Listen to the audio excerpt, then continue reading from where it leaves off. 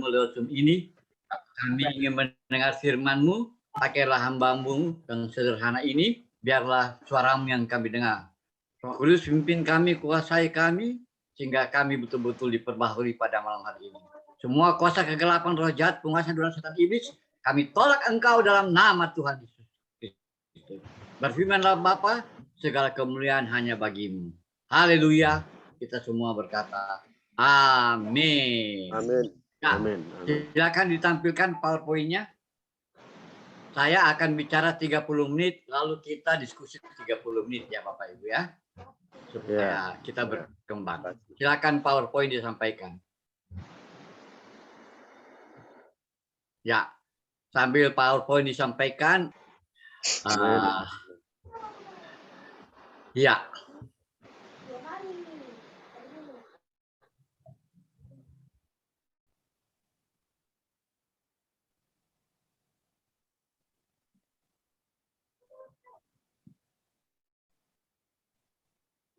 Sabar ya, Bapak Ibu, sabar. Puji Tuhan. Iya, lagi mau ditampil lagi loading. Ya.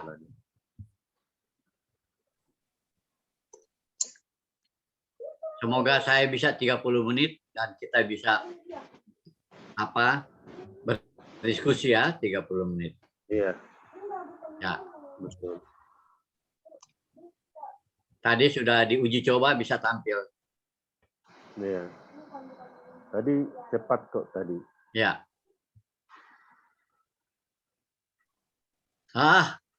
Ya. Oke ya. Puji Tuhan ya Bapak Ibu ya. Generasi penuh akhir zaman, kamu akan berbuah banyak. Penuh itu pasti dia berbuah banyak ya. Amin. Amin. Ya luar biasa. Oke. Ya, kita lanjut. Bahasa Inggrisnya bilang next. Ya, ini Yohanes 15:8 ya. Kalau kita berbuah banyak, kita menandakan kita murid Yesus dan kita memuliakan Tuhan. Amin. Memuliakan Tuhan yang paling top itu bukan pujian penyembahan.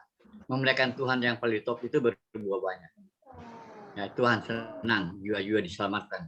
Satu jiwa diselamatkan, seluruh malaikat. Lanjut. Amin.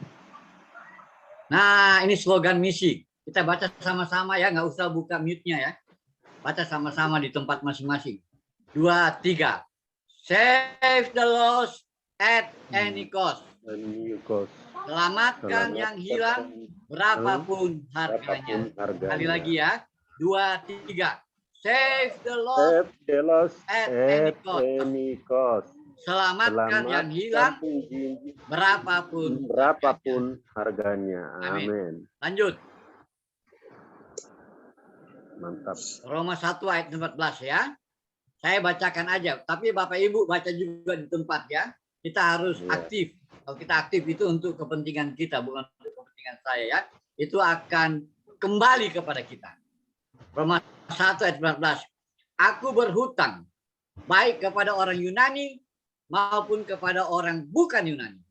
Baik kepada orang terpelajar maupun kepada orang tidak terpelajar. Karena itu sisa hidup Rasul Paulus bayar utang. 30 tahun sisa hidupnya dia bayar utang. Dia keliling Romawi itu 3 kali. Dia ngangsu. Dia bayar utang nyawa. Nah, kenapa? Karena hari terakhir Tuhan tanya kepada kita semua, mana jiwa? Berapa jiwa? Ya, karena kita semua penuai penjala manusia. Ya. Teman saya Pendeta Umbunangi sama-sama tamat dari STT tahun 74. Saya tamat STT tahun 74 ya. Jadi bisa kira-kira umur saya. Sudah nggak muda. Dia selama 4 tahun pelayanan, dia menjala dapat 7.000 jiwa. Di STT kami nggak diajar menginjil, tapi dia terpaksa menginjil. Karena Sumba waktu itu mayoritas agama suku, agama Merapi. Ya, dia menginjil naik kuda jalan kaki. Saya tanya sama dia, Umbu, dari itu tahun 75 kamu pelayanan, Dari orang pertama yang bertobat, dia punya anak, punya cucu. Dari semua orang yang kamu injil punya anak, punya cucu. Setelah 40 tahun berapa jiwa kira-kira di total? 7.000 jiwa. Wah, nanti hari terakhir Tuhan tanya ya, Bunangi, mana jiwa? Berapa jiwa? Dengan bangga dia bilang, 7.000 Tuhan. Ferry Lembong, mana jiwa? Berapa jiwa? Saya nggak pernah menginjil. Pendeta MTH 40 tahun tidak pernah menginjil. Kok 7.700 aja nggak ada. Kok 770 aja nggak ada. Jadi kalau 7 gimana, Pak Verlem? Ya kira-kira adalah. Kenapa? Ada cowok cewek di luar gereja. Karena naksir cewek dan cowok dalam gereja. Murtadin. Murtadin. Masuk di gereja. Katekisasi. Saya injili di gedung dalam gereja. Dari saya ini, ukuran saya itu menangi. Karena kami usia sama, pelayanan sama. Jadi saya ini punya hutang 7.000 jiwa. Bapak Ibu. Saya punya hutang 7.000 jiwa.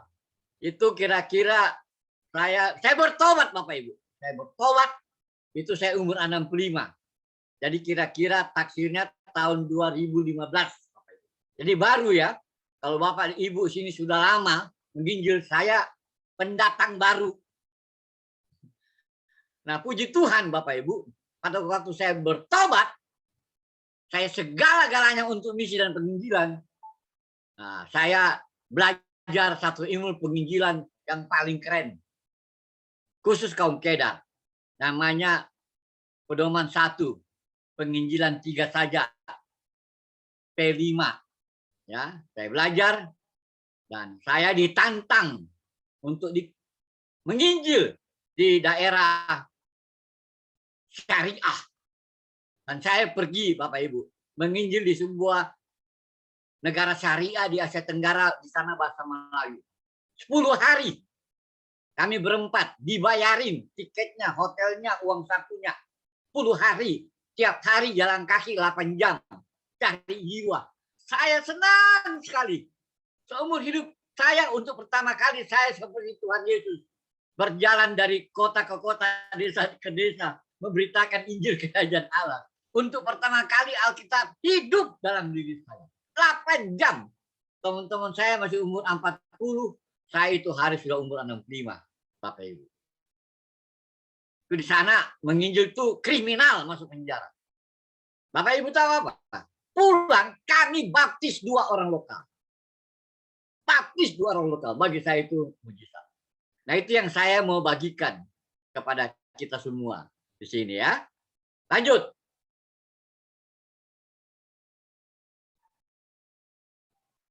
Nah, ini kisah 2 ayat 47 ya. Ini kita mau ucapkan 5 kali. Habis itu kita hafal ya Bapak Ibu ya. Ini teknik menghafal ayat Alkitab. Karena dalam penginjilan kami memuridkan orang buta huruf. Gimana memuridkan orang buta huruf nggak bisa baca? Ya hafal. Semuanya dihafal, diucapkan. Ya. Nah, saya mau kasih Bapak Ibu pengalaman ya. Jadi kita ucapkan di tempat, tidak usah buka suara, 5 kali ya. Ya, saya hitung ya. 1. Kisah 2 ayat 47. Dan mereka disenangi semua orang, dan tiap-tiap hari Tuhan menambahkan jumlah mereka dengan orang yang diselamatkan. 2. Kisah 2 ayat 47. Dan mereka disenangi semua orang, dan tiap-tiap hari Tuhan menambahkan jumlah mereka dengan orang yang diselamatkan. 3.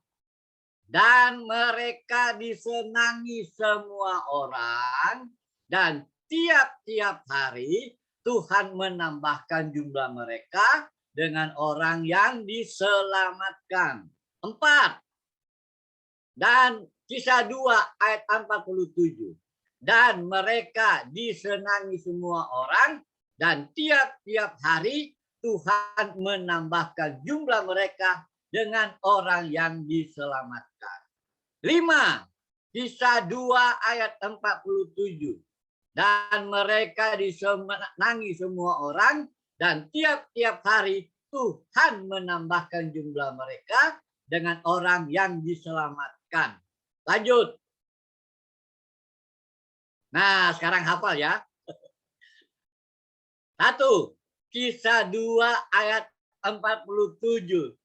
Dan mereka disenangi semua orang, dan tiap-tiap hari Tuhan menambahkan jumlah mereka dengan orang yang diselamatkan. 2. Kisah 2 ayat 47. Dan mereka disenangi semua orang, dan tiap-tiap hari Tuhan menambahkan jumlah mereka yang diselamatkan. Tepuk tangan buat kita semua. Ini kaum Kedar, begini caranya. Tiap minggu mereka hafal 1 ayat. 1 bulan mereka sudah hafal 4 ayat. 1 tahun mereka sudah hafal 52 ayat. Baru 1 tahun jadi Kristen sudah hafal 52 ayat. Ayo, siapa di sini yang sudah hafal 52 ayat? Hebat ya. Nah, ini nanti saya ajar sama Bapak Ibu ya, supaya kita keren. Lanjut. Ya, apa artinya kisah 2 ayat 47? Tuhan mau gereja penuh yang raya. Jadi, kita penjala manusia, kita bukan pemancing. Orang yang menuai itu pasti banyak. Ya bukan memetik, menuai banyak. Nah, jemaat mula-mula tahun 30 berjumlah 120 murid. Tahun 100 bertambah jadi 25 murid. Tahun 300, ya seharusnya itu 350 ya, saya salah ya. Bertambah jadi 30 juta. Itu kekaisaran Romawi rontok Bapak Ibu. Berubah jadi kerajaan gereja. Nah, untuk zaman kuno, transformasi tempo dulu plus wisata Inaya itu ledakan pertumbuhan gereja yang sangat cepat. Ya, komunikasi masih sangat lambat. Ya, jadi gereja mula-mula langsung penuaian raya karena ada ayatnya. Kisah 2 ayat 57. Ya, Bapak Ibu ya. Wajib hukumnya. Kalau nggak penuaian raya ada yang salah dalam gereja. Lanjut. Di Cina tahun 1950 berjumlah 1 juta jiwa. Tahun 1992 dalam aniaya meledak bertambah jadi 75 juta hanya dalam waktu 40 tahun. Bayangkan kalau itu terjadi di Indonesia dalam 40 tahun 1 juta jiwa jadi 75 juta. Keren apa keren?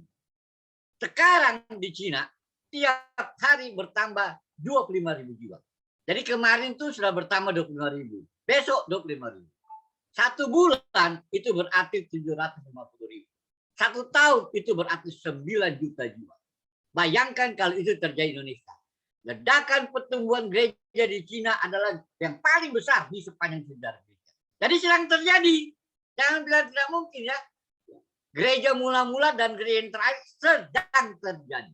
Dan kita akan belajar bagaimana teori dan praktek ya gereja Cina. Saya belajar itu.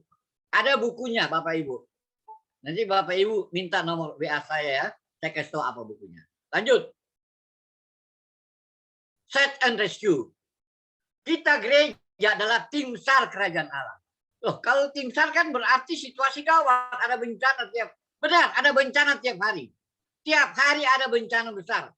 Menurut catatan, tiap 10 detik di dunia ada 100 orang meninggal. Dan dari 100 orang yang meninggal, 20 orang Kristen meninggal. Dan 80 bukan Kristen, bukan murid itu. Menuju neraka. Tiap 10 detik, 80 orang meninggal menuju neraka. Tiap 1 menit, 80 kali 6. 480 orang meninggal masuk neraka. Tiap 1 jam, 480 kali 10, 28.800 orang meninggal. 1 hari, 23 kali 24, 651.000 orang meninggal menuju neraka. Dan Yesus tersalib untuk 650.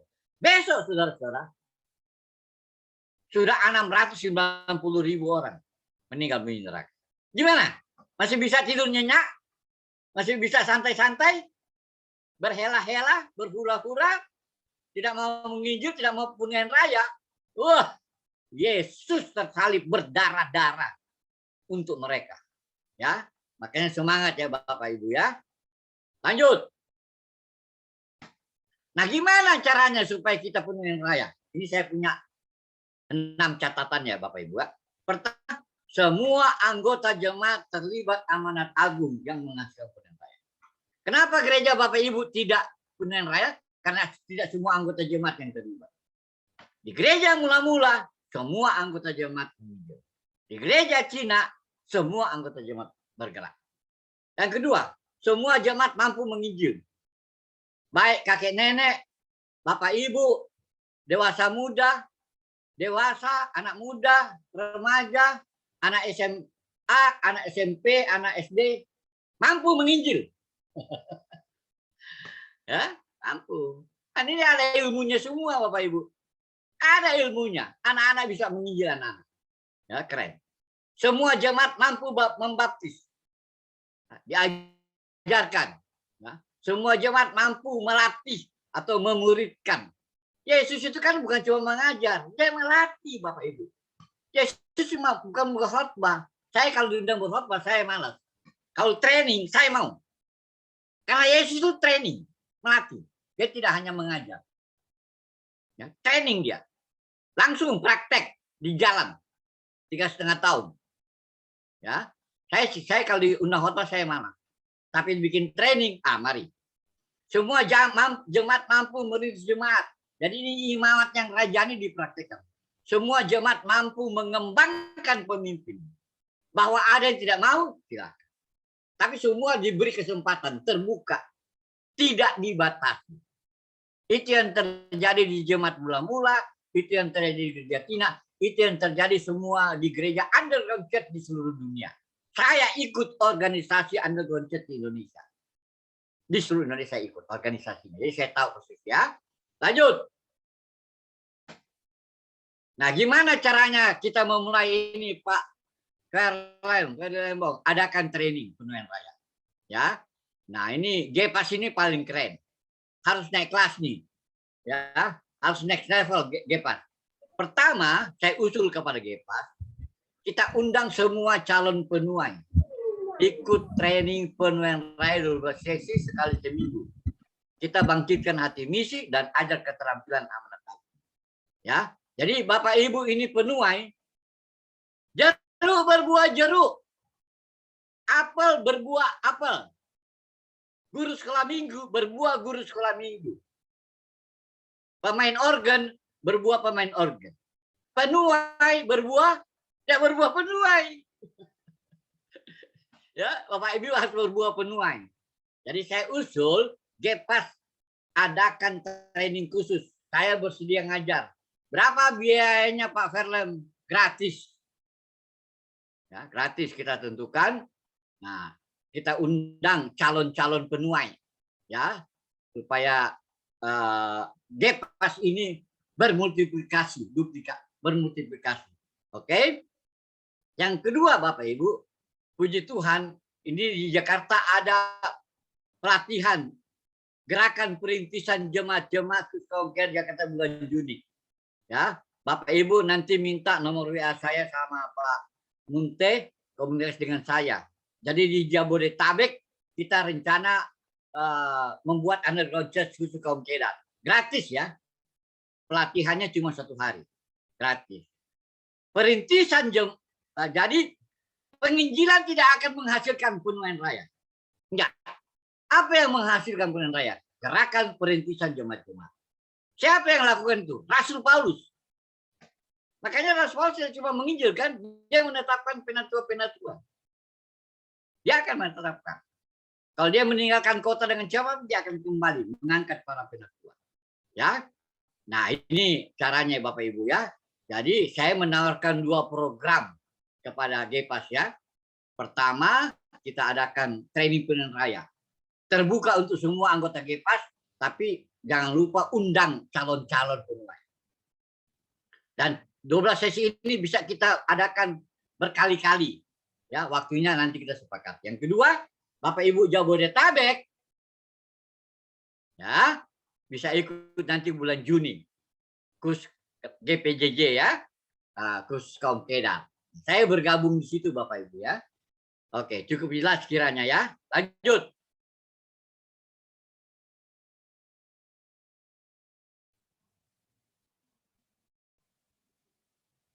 Oh, nah ini nyanyian ya.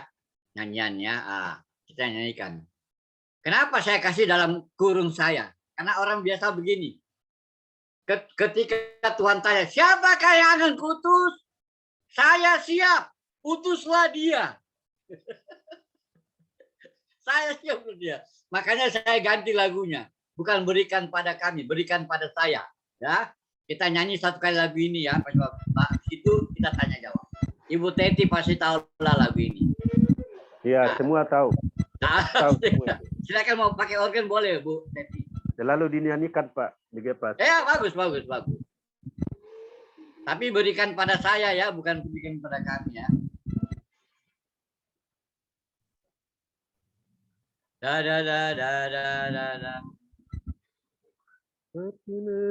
Biar Bu Teti yang suaranya dihidupkan, Bu Teti. Soalnya mantap kali ini Bu Teti. Saya masih kurang ini. Ya, oke, saya nyanyi.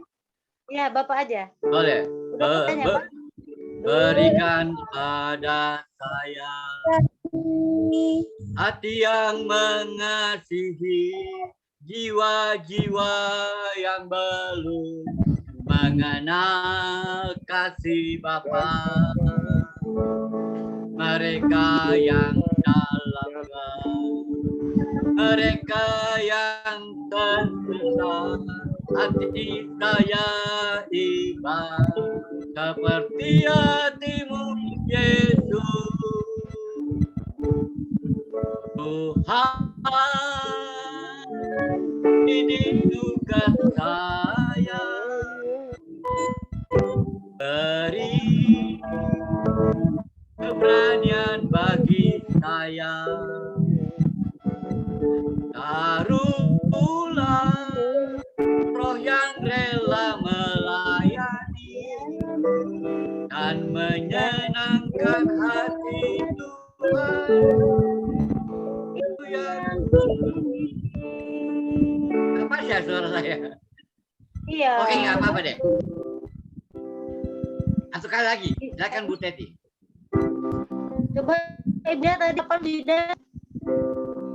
Berikan pada kami Coba Ibu Teti angkat, saya akan lanjut. hati yang mengasihi, jiwa-jiwa yang belum mengenal kasih Bapa. Mereka yang dalam mereka yang tersesat, hati kami iba seperti hatimu Yesus. Tuhan, ini tugas kami, beri keberanian bagi kami. Taruhlah orang rela melayani dan menyenangkan hati Tuhan. Itu yang ku ingini. Oke, sampai situ aja ya. Bu, mari kita diskusi. Ketinggian nada. Silakan. Silakan Bapak Ibu yang mau sumbang saran atau apapun namanya, silakan. Mungkin langsung aja ya. Siapa yang mau silakan langsung aja. Sambil sebut nama. Ya, silakan Bapak Ibu Saudara yang hadir malam ini. Ya, kita udah dengar paparan dari hambanya Pak Peri. Bagaimana ya untuk menginjil ya. Orang malu menginjil, ada orang bagian nggak tahu cara menginjil, nggak tahu cara memulainya. Ya, kadang-kadang kalau ya ada orang yang sakit kadang-kadang juga kita lihat tapi nggak mau kita mendoakan. Padahal kesempatan untuk memberitakan kabar baik di situ. Ada orang sakit, ada orang kerasukan, ada orang apa, banyak cara sebenarnya. Nah, ini kesempatan malam ini Bapak Ibu Saudara, bagi Bapak yang belum pernah ya terjun untuk melayani atau langsung untuk ya memberitakan kabar baik kepada orang-orang. Ya. Silakan Bapak. Itu Pak Bambang angkat tangan, Pak Bambang itu. Ya. Silakan Pak Bambang.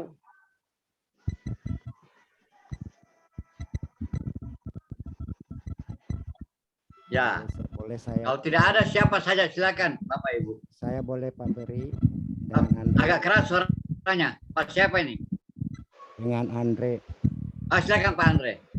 Ya, terima kasih buat Pak Peri. Mohon maaf Pak Munte, tolong di mute soalnya gresek-gresek berisik. Terima kasih. Begini Pak Peri, tadi saya agak mempertanyakan ada sedikit tentang dalam penginjilan. Barusan tadi siang saya alami di terminal Rambutan. Ini sepertinya firman yang Bapak berikan ini hari ini saya lakukan di terminal Rambutan. Saya ada beberapa tadi di terminal Rambutan, ada 4 orang, 1 pedagang yang pakai jilbab. Saya bercerita di warung itu tentang kebaikan Tuhan dan tentang keajaiban-keajaiban Tuhan yang saya rasakan ke diri saya sendiri. Nah, tadi orang Kedar tadi mengatakan kepada saya, Pak Andre seorang pendeta, apakah seorang penginjil, apakah seorang evangelis? Nah, di sini saya tidak bisa jawab. Saya bilang, saya adalah pelayan Tuhan. Dan saya tidak ada berstatus kependetaan, kepenginjilan, termasuk evangelis. Nah, Pak Andre kok bisa memahami tentang hal kerajaan Tuhan? Dan ada beberapa orang Batak juga di situ. Mereka juga mempertanyakan, memang background dari terdaftar saya di gereja HKBP. Saya bukan karismatik. Mereka mempertanyakan kepada saya, kenapa Pak Andre belajar tentang karismatik? Kenapa nggak belajar tentang ajaran di HKBP? Nah, padahal pada intinya tanpa sengaja memang tujuan saya bukan menginjil, Pak. Tetapi nggak tahu kenapa saya tadi ke sana itu sekitar jam 2. Saya nongkrong di Kampung Rambutan itu menunggu orang yang mendaftar untuk ke organisasi saya PBB. Nah, disitulah saya selang-selingi, saya anggap penginjilan. Setiap saya bertemu orang untuk mendaftar sebagai anggota PBB, saya selang-selingi dengan memberitakan kebenaran firman Tuhan. Dan mereka senang. Pak Andre kok bisa ya jadi, kenapa enggak penginjilan saja? Katanya, kenapa dari gereja mana? Apakah dari gereja ada membutuhkan biaya atau tidak? Katanya gitu kan. Nah terus saya bilang, bukan, saya tidak ada gereja dari mana-mana. Cuman ya yang saya tahu tentang firman Tuhan dan saya tentang kebaikan Tuhan, itu yang saya ceritakan ke Bapak Ibu. Jadi saya sangat berbahagia mendengarkan ini. Roh Kudus mungkin apa ya saya katakannya, kok kebetulan gitu. Dan saya juga waktunya ada malam hari ini. Ini tadi saya sampai suara saya habis, kami bernyanyi-nyanyi memuji Tuhan di Kampung Rambutan. Begitu banyak terbuka. Itulah kuasa Tuhan itu. Saya duduk di warung di pinggir jalan. Karena kebetulan semua anggota PBB ya. Jadi saya ambil gitar, Saya menyanyi, awalnya menyanyi lagu rohani. Totalnya mereka tertarik sampai habis suara saya. Tadi saya 6:30 baru pulang dari Kampung Rambutan. Terminal itu. Jadi saya sangat senang mendengarkan firman Tuhan hari ini yang disampaikan oleh Pak Pendeta Limbong dan saya sudah melakukannya. Terima kasih Bapak dan Tuhan memberkati. Mohon doanya supaya kami sebagai generasi pemuda, generasi penuai memang benar-benar menjalankannya dengan amanat agung yang telah disampaikan oleh Tuhan kepada kita. Mohon doanya dan dukungannya. Terima kasih, Tuhan Yesus memberkati. Ya, puji Tuhan ya. Pak Andre sudah punya hati misi. Ini yang nomor 1 dulu ya, punya hati misi. Kalau sudah punya hati misi, yang lain jadi gampang. Misi itu soal hati, bukan soal pengetahuan.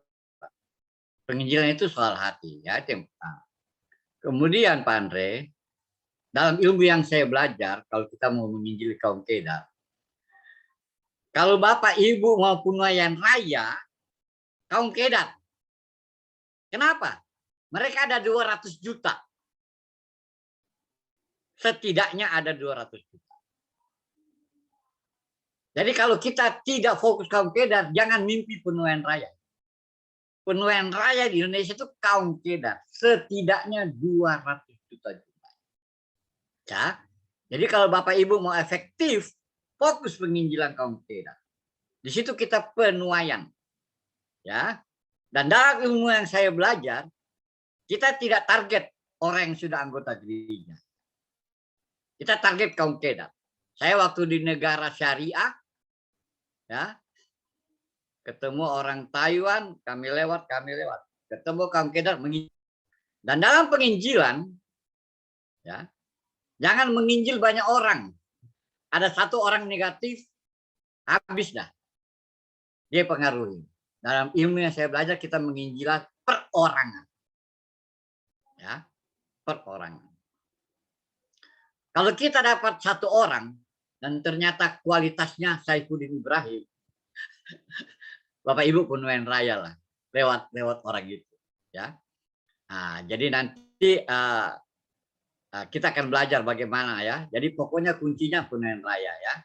Nah, apakah kita bisa menginjili yang bukan kaum Kedar? Bisa, ada ilmunya. Pertama, ada penginjilan 4 hukum rohani. Dan tadi Pak Munte bilang, itu penginjilan dengan kuasa. Itu orang praktis. Ada penginjilan 3 tahap kehidupan. Itu dari Cina. Ada penginjilan lewat kebaktian minggu. Itu dari Amerika. Itu semua penuaian raya. Dan yang saya punya itu penginjilan kaum Kedar. Namanya pedoman 1-3 saja. P5. Apa itu P5? Pertalian, peralihan, pengisafan, pengabaran, penyelesaian. Itu penginjilan yang ramah lingkungan. Ya, tidak ada istilah kristenisasi. Nggak pernah saya kena tonjok gara-gara minggu. Saya ini bukan anak jalanan, Bapak Ibu. Saya anak rumahan. Saya kalau dilepas di terminal, maunya pulang. Nggak betah. Saya ini orangnya tertutup, bukan terbuka. Saya bukan orang yang agresif, bukan. Saya orang yang pasif. Tapi gara-gara penginjilan, dipaksa menginjil. Saya sekarang jadi anak jalanan, Bapak Ibu. Saya pernah dengan teman-teman di Jakarta, di Blok M, 8 jam satu hari. Kalau dulu saya pulang, sekarang enggak. Saya menginjil 8 jam. Pernah di stasiun Senen. Ya. Nah, jadi begini Bapak Ibu ya. Nanti Bapak Ibu ini, kalau saya training, akan menjadi trainer. Ya, Bapak Ibu akan jadi trainer, yang punya jemaat akan mentraining jemaat. Yang punya persekutuan doa akan mentraining persekutuan doa. Ya, nanti ilmunya saya bagi. Semua saya bagi dalam 12 kali pertemuan. Ya Bapak Ibu ya. Target kita penuaian raya. Dan tiap-tiap hari Tuhan menambahkan jumlah mereka yang diselamatkan. Ingat, tiap 10 detik 100 orang meninggal, 80 meninggal menuju neraka. Dan satu hari ada sekitar 600.000. Kita nggak bisa tidak penuhian raya. Ya, ya baik Bapak Ibu. Terima kasih Pak Andre sudah memulai. Silakan yang lain mau bertanya. Langsung aja. Buka mute.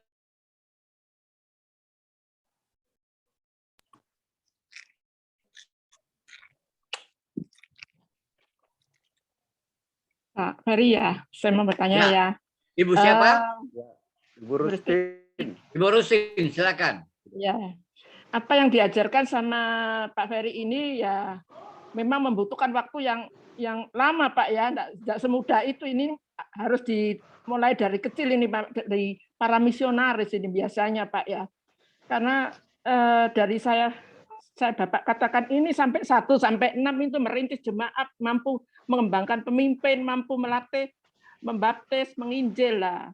Itu butuh waktu ya Pak ya, banyak. Dan itu juga mesti harus orang biasanya Pak, pilihan itu ya Pak, tidak sembarangan orang. Kalau saya bilang, memang Tuhan menganjurkan semua orang ya, tapi tidak semua orang harus bisa begitu loh Pak. Oke. Itu hanya pilihan Tuhan. Bagus Bu. Dan, ya, itu hanya pilihan Tuhan. Dan yang kedua Pak ya, ya, dan orang kalau sampai penginjilan sampai ke pelosok-pelosok desa sampai kemana-mana, dia juga membutuhkan biaya Pak.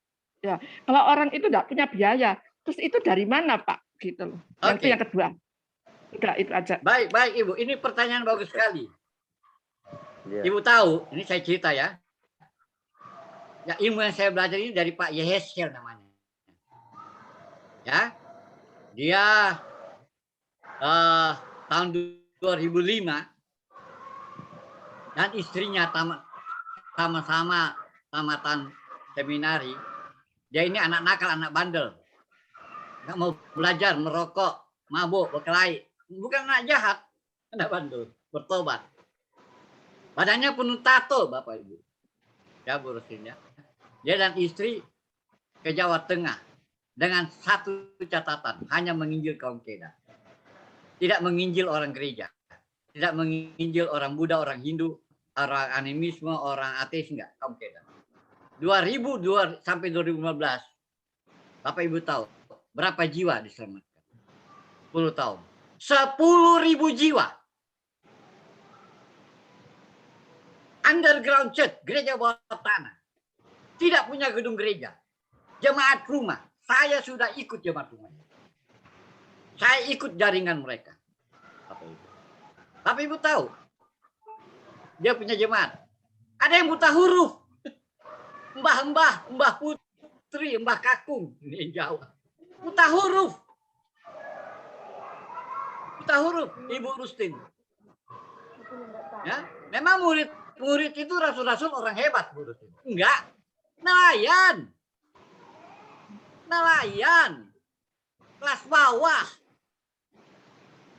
Jadi Tuhan tidak pilih orang pintar. Tuhan pilih orang taat.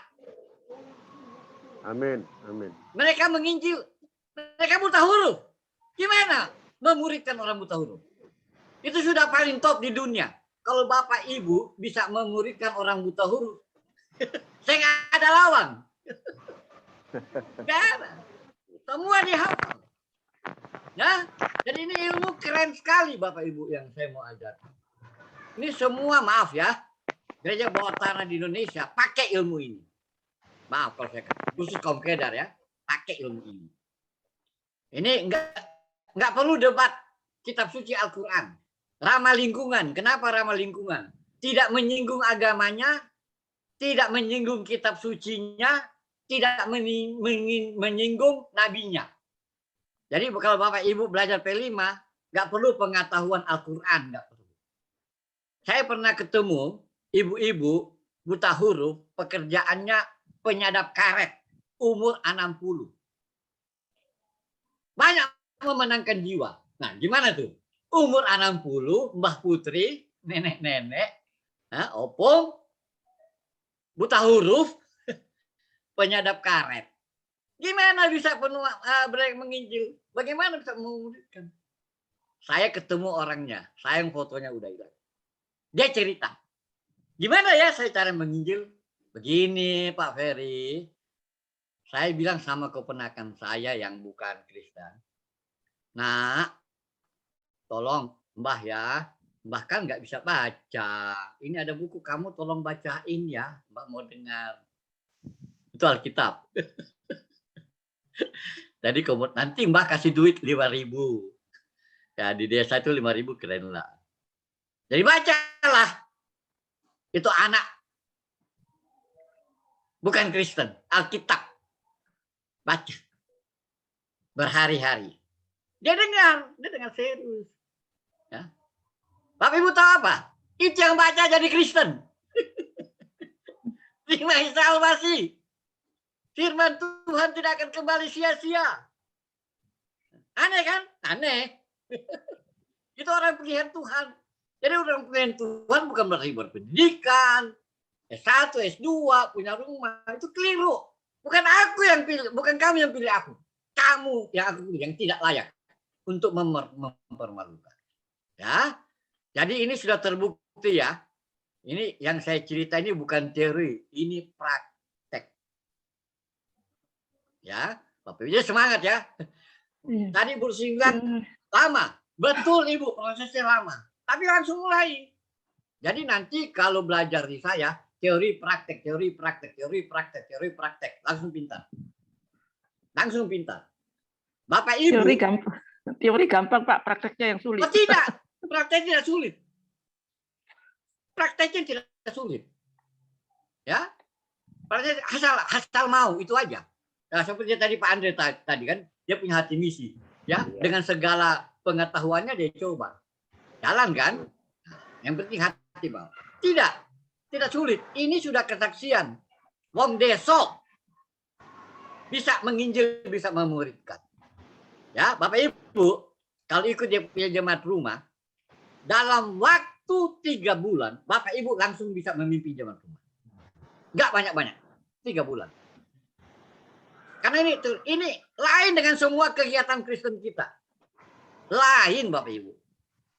Di kelompok kami, kalau seseorang terima Isa Al-Masih, itu langsung menginjil. Siapa dia injili? Keluarganya. Ini saya cerita ya sebelum saya berita jawab. Ini Pak Teguh, umur 56 tahun. Ya, dia guru bahasa Inggris. Ada seorang misionaris ngomong bahasa Inggris dengan dia dari Amerika. Injili dia. Dia tertarik. Ya, dia bertobat.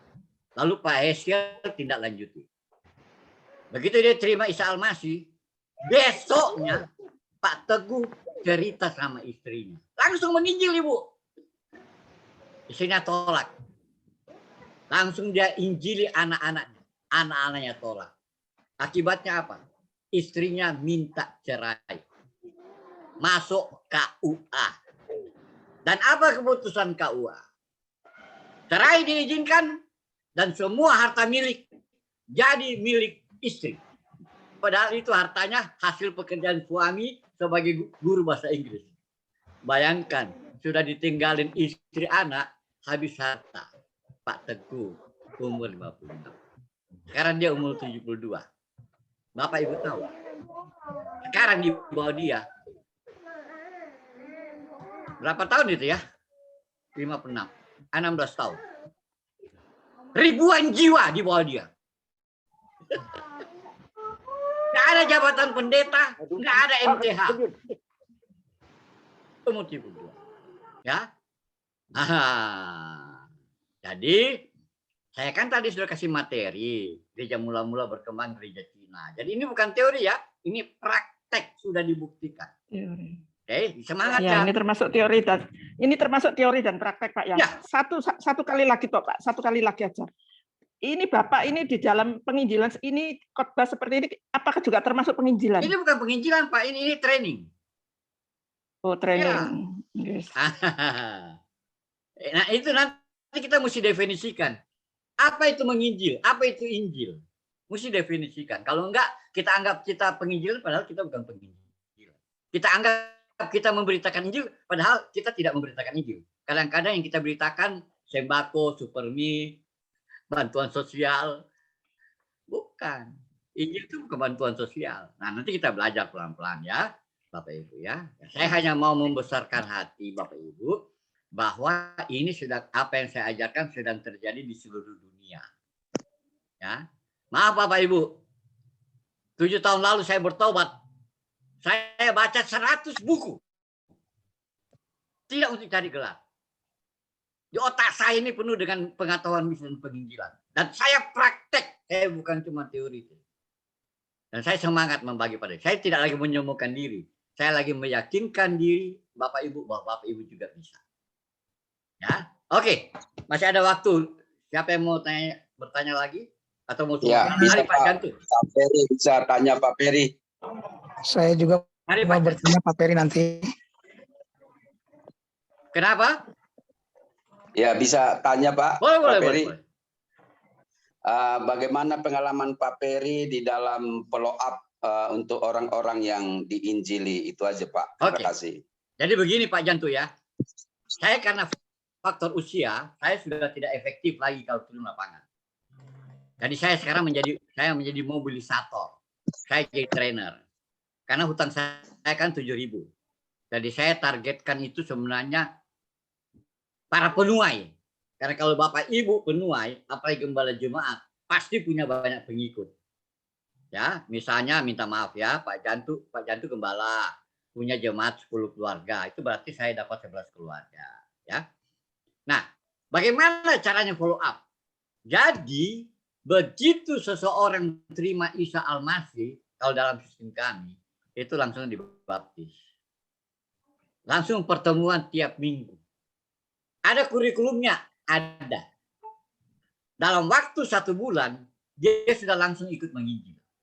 1 bulan, dia sudah langsung ikut menginjil. Ada tekniknya, ada. Namanya TBAM. Teladani, bantu, amati, mandirikan. Teladani, bantu, amati, mandirikan. Jadi semua ada teorinya Bapak Ibu. Ada bukunya, tertulis. Bisa diajar di STT. Bapak Ibu mau bertemu dengan orang-orangnya, ikut pelatihan bulan Juni Jakarta. Ketemu dengan orang lapangan. Ya, Bapak Ibu boleh tanya sama mereka. Bagaimana caranya ya. Jadi tindak lanjutnya sudah jelas. Jadi ini Bapak Ibu, ada petanya. Ada peta jalan. Gimana menginjil ya? Gimana memuridkan ya? Gimana memberikan jemaat ya? Kita punya semua lengkap. Jemaatnya kayak bagaimana modelnya ada. Profil gereja akan kita bangun ada tertulis. Bapak Ibu. Ya. Gimana tahapannya step by step? Ada tertulis sangat jelas. Dan ini maaf ya Bapak Ibu ya, dipraktekkan di seluruh dunia. Semua gereja bawah tanah yang sukses sekarang di India, di Bangladesh, di Cina, itu mempraktekkan ilmu yang saya ajarkan sama Bapak Ibu. Ya, saya baca buku dan saya mempraktekkan. Cuma karena faktor usia, sekarang saya jadi trainer. Saya sekarang tahun ini 71 Bapak Ibu. Ya bagaimanapun tidak bisa dipungkiri energi saya sudah terbatas. Ya, tapi saya baktikan diri untuk mobilisator. Jadi kalau Bapak Ibu mau adakan di gereja, Pak Ferry, kita mau adakan di gereja saya khusus, silahkan. Berapa biayanya? Gratis. Zoom meeting tatap muka boleh. Kalau di Medan boleh, cuma saya nggak punya duit beli tiket, jadi bantu saya tiket lah. Haleluya. Kalau tempat tinggal kan gampang, nggak usah di hotel, di rumahnya Bapak Ibu. Saya sudah keliling Indonesia Bapak Ibu ya. Saya sudah keliling Indonesia. Ya, hanya mungkin 2-3 provinsi yang saya belum datangi. Oke? Ya, terima kasih Pak Jantu. Silakan Bapak Ibu, masih ada 10 menit. Baik, terima kasih Pak Ferry. Saya mau bertanya Pak, bisa? Saya mau Pak Sihar, bertanya ya? dulu Pak. Izin Pak. Ya, silakan Pak Sihar. Ya maaf, salam Bapak Ibu. Pak Siar, tunggu dulu. Itu Pak Banuara dulu, Pak Banuara. Sabar dulu, Pak Siar. Baik, terima kasih Pak Alin. Ya. Jadi ada nomor antrian kayaknya Pak ya. Ya, ya. Sabar, Pertanyaan sabar. saya singkat Pak, tapi ada 2. Yang pertama, kalau saya tidak salah menyimak pembicaraan Bapak, pernah suatu saat Bapak menginjili berjalan dan ada supporting, termasuk hotel Bapak dibayar, semua biaya dibayar, bahkan diberikan uang saku, kan gitu ya Pak. Ini juga ada kaitannya dengan pertanyaan Bu Ristin tadi Pak. Kalau boleh, mungkin Bapak bisa berbagi juga ke GEPAS, lembaga apa yang mungkin bisa mensupport penginjilan dengan metode itu Pak. Oke. Karena cukup membantu tentunya kalau Oke. sampai uang saku diberi ya. Yang Baik. kedua Pak, bagaimana pendapat Bapak dengan metode penginjilan yang dilakukan oleh tokoh-tokoh penginjilan juga? Contohnya Pak Kiai Haji Ishak Palopo, Pak Saifuddin Ibrahim, atau Pak Haji Muhammad Kacé. Oke. Terima kasih Pak. Baik. Ini Pak Banwara, saya kenal orangnya tapi belum pernah ketemu. Iya Pak, sama. Jadi pertama begini ya, ini pertanyaan menarik sekali yang jawab soal biaya. Jadi begini, jadi ini lembaga misi ya dari Amerika, dia mau keluar duit buat kami pendeta yang mau jadi trainer, yang tidak punya pengalaman menginjil. Kenapa? Kalau dia dapat pendeta, kan dia dapat jemaatnya. Jadi ini edisi khusus Bapak Ibu. Ya, edisi khusus hanya untuk para pendeta. Ya, kami di training karena ayo mau menginjil mau di mana? Ke Singapura. Wah, mau dong.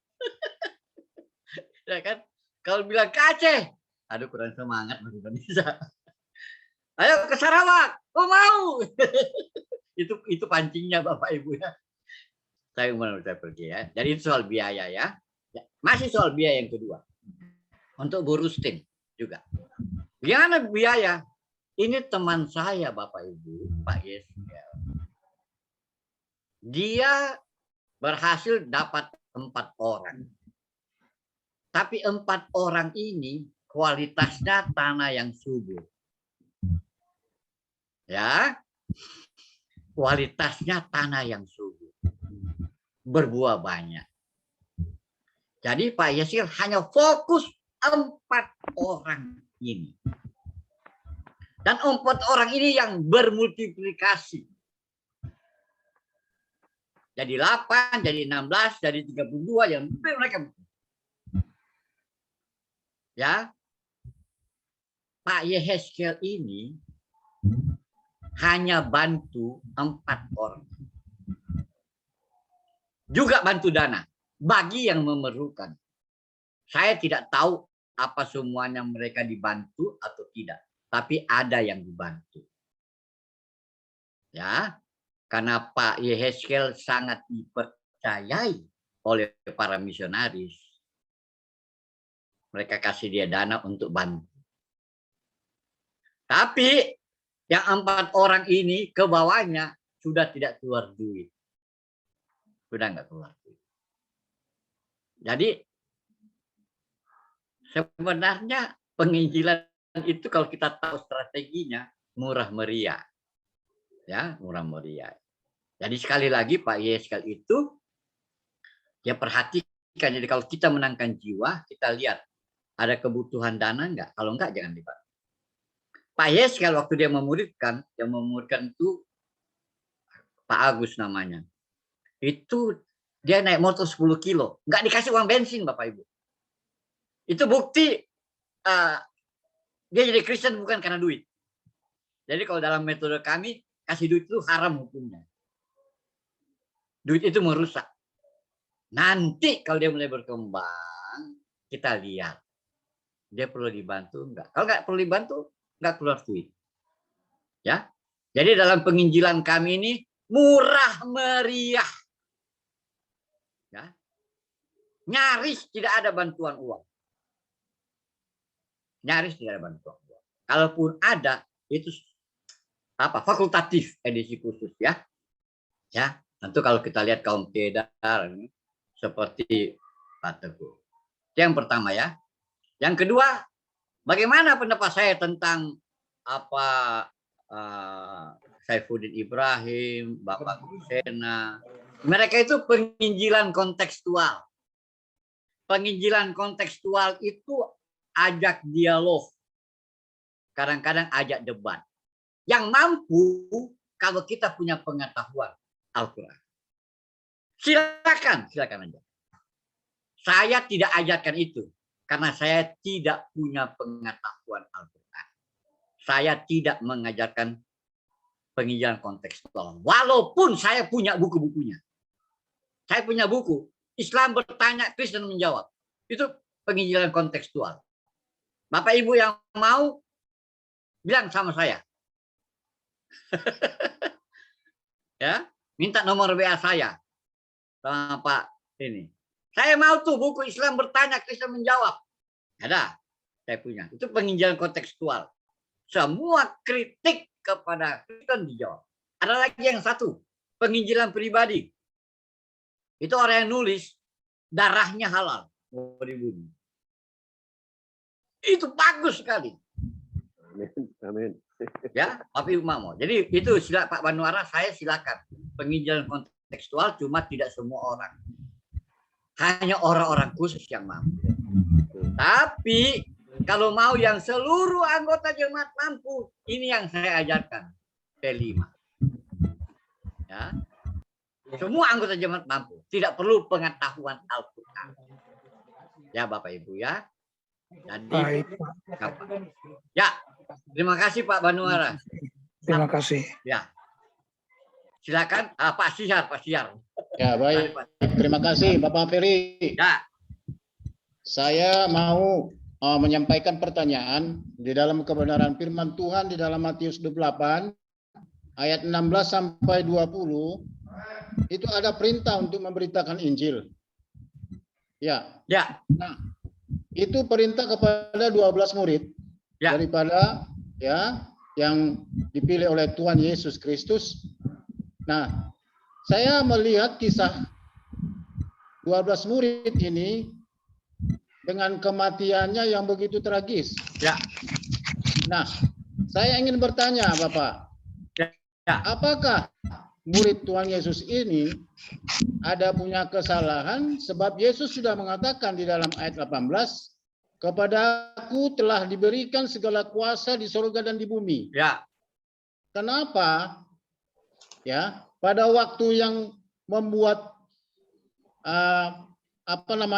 pembunuhan atau penyiksaan kepada murid Tuhan Yesus Kristus. Maaf ya Bapak ya, apakah ada yang salah di dalam murid Tuhan Yesus Kristus hingga 12 murid ini mengalami ya hal-hal yang sangat tragis? Ya. Ya, saya membaca itu Bapak. Oke. Nah, jadi itu yang pertanyaan pertama. Yang pertanyaan yang kedua Bapak, di dalam lagu ada hidup ini adalah kesempatan untuk melayani Tuhan. Ya. Tapi bukan untuk menginjili. Yang mana Pak? Apakah melayani itu sudah termasuk menginjili? Ya. Terima kasih. Terima kasih Pak. Tuhan Yesus punya kuasa ya Pak ya. Kok dia dianiaya? Kok dia tidak bisa lepas dari salib? Heran ya. Ya memang. Yesus sengaja, ya, karena dia mau menyelamatkan manusia. Dan Tuhan Yesus bilang, kamu sebagai murid tidak akan kurang dari guru. Kalau aku dianiaya, kamu juga akan dianiaya. Amin. Kalau kamu tersalib, bisa-bisa kamu tersalib. Kamu akan persis seperti aku. Kamu akan diadili oleh penguasa-penguasa agama.